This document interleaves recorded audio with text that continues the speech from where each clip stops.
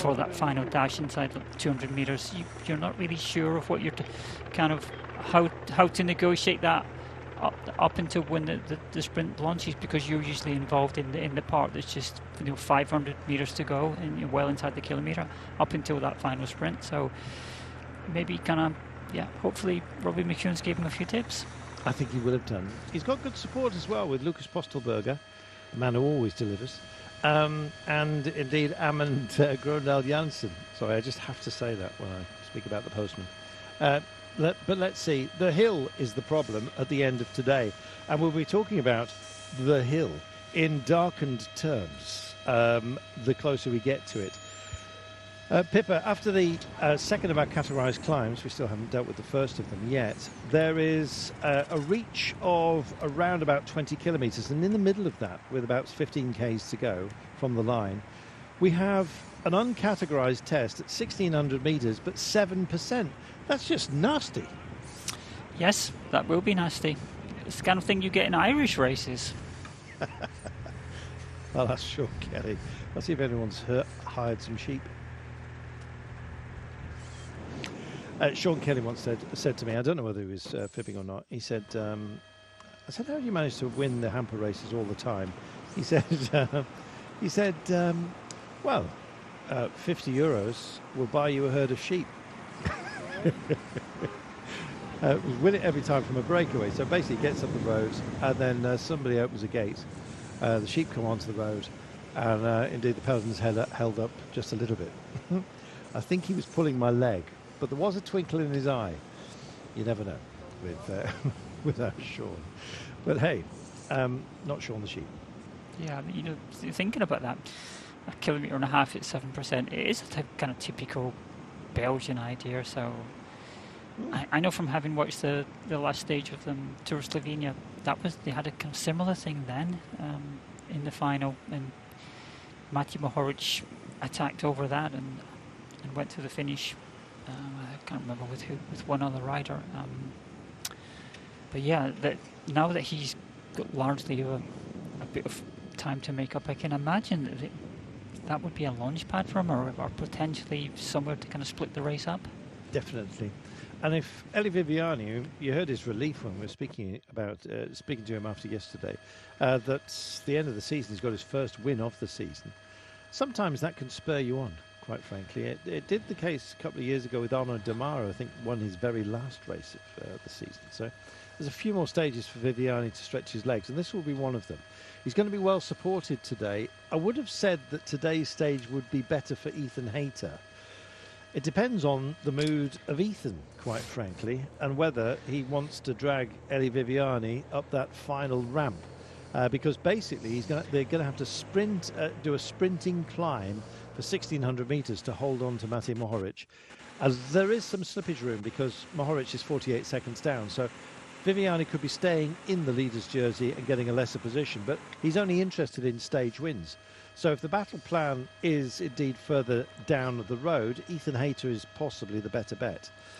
So that means I think the favour might switch today between Hayter and Viviani. But yeah, he can also go over that final climb along with Matej Mohoric and take the race almost by default. But Mohoric will get himself kind of further up the pecking order, I think, which he needs to do almost constantly. So there's some shenanigans to go on with, but for the time being, we're in a holding pattern of 2 minutes, and it's Ineos Grenadiers who are honouring the jersey, and I can't really describe it as a chase, to be fair.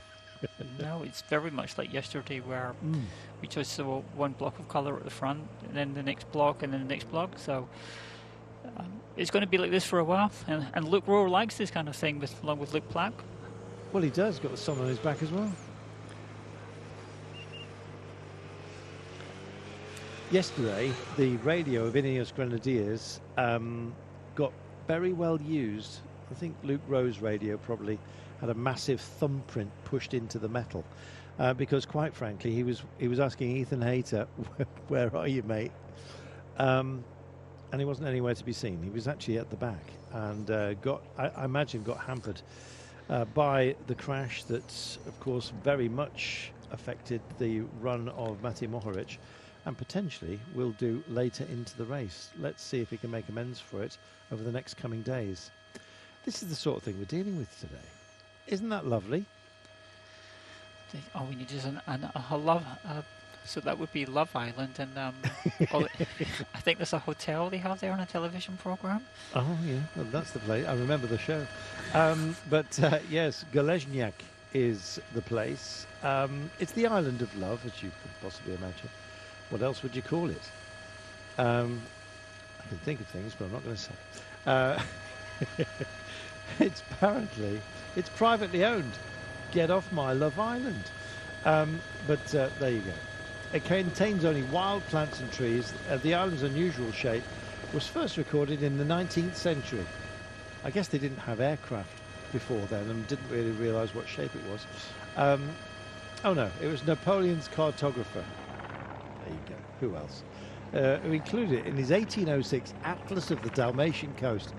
I know you've probably got a copy at home, but anyway. The island was highlighted on Google Earth in February 2009, which brought the island to the worldwide attention as the Island of Love. There we are. That's not really telling us that much about it. There's two what appear to be dirty, great big airstrips there, but I imagine it's something Romanesque. And they didn't have aircraft that I'm aware of. Minute and 55. That's your gap as we're sort of looking tantalisingly at the high ground here. Now we're going to play with a bit of it.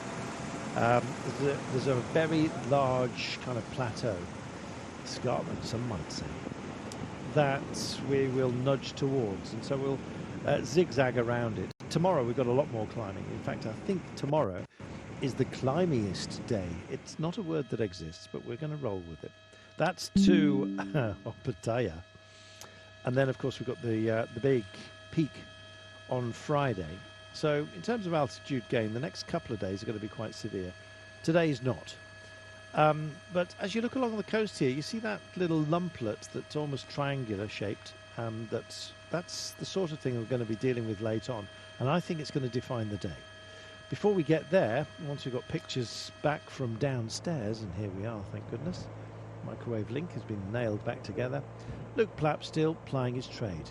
Now, yesterday, DSM Firmenich were running, of course, for Tobias Lund, who starts as one of the pre-race favourites. And he went reasonably strongly, in fact, runners-up behind Eli Viviani. And that bodes well for him and for DSM later in this race. He looked strong, didn't he? He did look strong, and he started in the perfect position. It's just that he can run out of road. It's hard to say whether he got about halfway up coming past Viviani and kind of got stuck there. And then as Viviani just died a little bit, he got closer, but in the end, Viviani had a wheel in front of him, and he kind of ran out of road. He did, and I think he's going to have more trouble today because Mohoric, even if Mohoric can't win this race after 48 seconds lost yesterday, and that sort of time can be made up in the higher ground where Mohoric will thrive. He's more of a battler, and today demands that, I think, because of the peak that we've got 15 k's from home. Better be impressive now we're bigging it up. But anyway, 1.6 kilometres at 7%, it's likely to be. I think that's Tobias Lund's problem, is that yesterday I think suited him more than today. So let's have a look, shall we? He needs to as well have the confidence to go for it himself and maybe not look for other wheels, because you can spend a lot of nervous energy, can't you, Pippa, looking for others to follow when actually you've got the strength to do it yourself on occasion. Yeah, there was a lot of it was quite hectic yesterday's sprint. There's a lot of looking around to see who'd survived that crash inside this last 7 kilometres. That certainly disrupted a lot of teams, and they didn't really get organised, and only Ineos kind of took it up because they were fortunate enough to be on the right side of the road when the crash happened. Although it did happen in the middle, they didn't have any real casualties from that, and they had their lead-out train kind of parked on the right-hand side of the road, and that happened in the middle. So they survived that incident really well, and then they were able to kind of dominate the lead into the sprint, and especially inside that final kilometre where they put Connor Swift on the front, and he strung everything out. Just back to our breakaway, we saw Andrzej Skok of Ljubljana Gusto Santic, the 23-year-old. Now, he's detailed as a time trialist, and quite often when you get young riders, they are, of course, nearly all detailed as time trialists, because how else are they going to display themselves? And it's usually TTs on a shut-down section of the A11. You get the idea. And so their real prowess usually shows deeper into their career.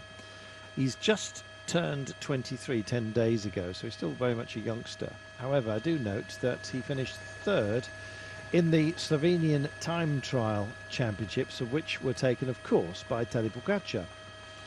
And he actually beat some very, very good time trialists. Of course, why would Slovenia not have good time trialists? When you see what Tadej Pogačar can do. But yeah, he put a lot of very good time trialists behind him, and here he is, number 144. So of this breakaway, he's a man who can get himself into a decent position, and as all time trialists do, he can park pain. And it was not a purist time trial, but it kind of looked a bit like today, the Nationals. And so let's see how he goes, shall we? Here he is on the front. Here's your man. And he's just taken a feed, so he's clearly in a motivated mood. Sharing this breakaway with him, number 106, that's Christian Corran, and a rider that some of you may well be familiar with. He's been around the block probably more times than many, and reminded ourselves of his greatness by winning the Nationals last season. In fact, was it gifted to him? Let's have a look. Govetska finished behind him. Luka Mezgec was in there.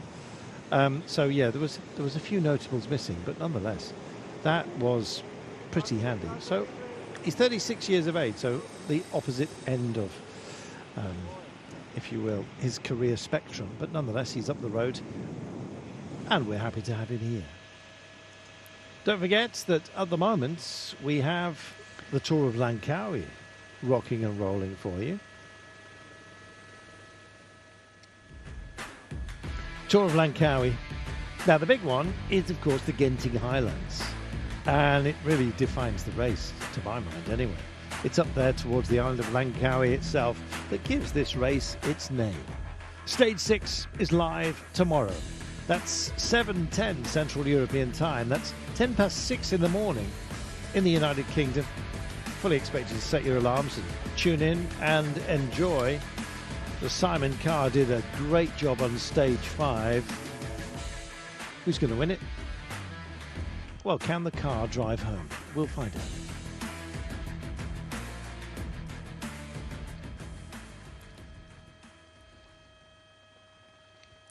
"72 kilometres to go of this stage 2, and we're kind of in a holding pattern, pretty much like it was yesterday. I'm waiting for a day of brutality. We'll get one tomorrow. We might well get one as soon as we start climbing here. Such a short stage, Pippa, often draws out a bit of ambition from long range. Are we going to get that today? Because it was not exactly a difficult one yesterday either. No, it wasn't too difficult yesterday. The only upset, as we keep going back to, is the crash inside that last 10 kilometres. Just looking at the attitude of the peloton, it looks very like yesterday, where it's kind of stroll along. Everybody's accepted that what's going to happen with this 4-man break is they're going to get caught like the 5-man break yesterday, kind of falling apart on their, after they've kind of knocked lumps about each other for a while, and it'll be another sprint, whether it's a sprint from a small group or it's a bunch sprint. We'll have to see how the hidden climb at 15 kilometres to go is what happens there. Now that, to me, looks like a very wealthy person's yacht, as opposed to a no idea what flag it's carrying on the back, but we'll investigate. Yes, there's some rather spectacular inlets here, and a lot of them have been used by the super rich to sort of house their floating palaces. You can actually come here, you see a lot of tourist boats as well, and no surprise why. Because it's so gorgeous, and we'll be seeing a few places along the way. Not least Zadar. Now, Zadar was a finish line, I think, a few years ago, not last year, the year before, where we went onto the island, and there's some real... there was a sequence as we went around the outside of it. The town planners had their fun. City engineers creating lots of 90-degree turns. And we had a whole sequence of them to actually get to the finish line. It was very sketchy, but it was a beautiful finish. We're not visiting this time by, which is a shame. We're sailing by it, so you'll have another look. Mate Morovic drawing the eye, and where's number one? He's our defending champion. This day is of big importance to him, just to kind of make amends for a slip-up yesterday. He's clearly targeted this race as a great way to finish his season, and he will have been mightily disappointed. Even if he can't win the race, he'll want to take a stage, and today's probably his best chance, I'd have thought, Pippa. Yeah, you'd imagine so. He was lucky, actually, in that crash yesterday. Yep. That he was the first. So it was caused by, looked like an Iola Cometa rider touched the wheel in front, and he was first to fall. And Mohoric was actually lucky to land on the rider that fell first. I guess the size of the rider will indeed govern just how comfortable your landing was. Yeah, he was kind of lucky that the rider fell in front of him, and it looked like from watching it over, he first landed on the Iola rider's bike, and then he kind of bounced onto the rider, and then he stood up, but his bike had went, I think, about 15 meters further down the road. So I think most of his time was walking to retrieve his machine, and the annoyance of having to put the chain back on.